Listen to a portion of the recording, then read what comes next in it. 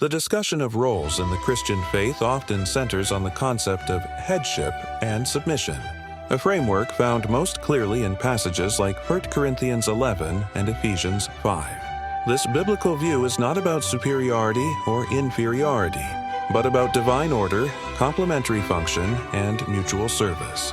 Scripture describes the man as the head, signifying servant leadership, and the woman as a vital helper, a term also used for God Himself, signifying a partnership of respect and shared mission. The foundation for this structure is laid out in the creation account, where Adam was formed first and Eve was created from his side. This order of creation is presented as the basis for the order of authority. The ultimate framework is presented in 1 Corinthians 11:3. But I want you to know that the head of every man is Christ, and the head of woman is man, and the head of Christ is God. This establishes a spiritual chain of command where every person, including the man, is ultimately under the authority of Christ and God. A man's spiritual leadership is therefore derivative. It is not his own inherent authority, but rather authority exercised under God. This brings us to the crucial condition of submission.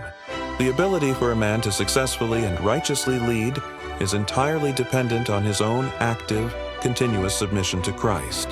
This is the linchpin of the entire system.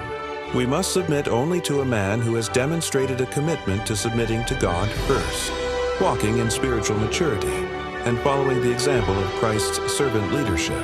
If the man fails to follow Christ, his claim to spiritual headship becomes invalid, as he has broken the chain of authority.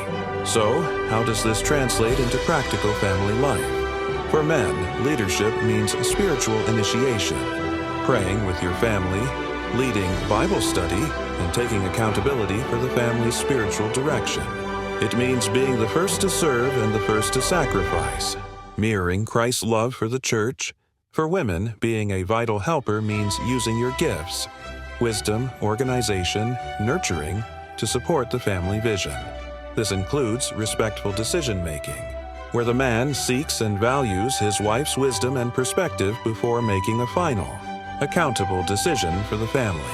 It means contributing your irreplaceable perspective in a way that builds up, not tears down. When this divine order is followed, with the man leading like Christ in self-sacrificial love and humility, and the woman supporting this vision with her unique strengths, the relationship achieves its full potential. The ultimate goal of these distinct roles is not control, but unity, strength, and the effective pursuit of a common God-glorifying purpose.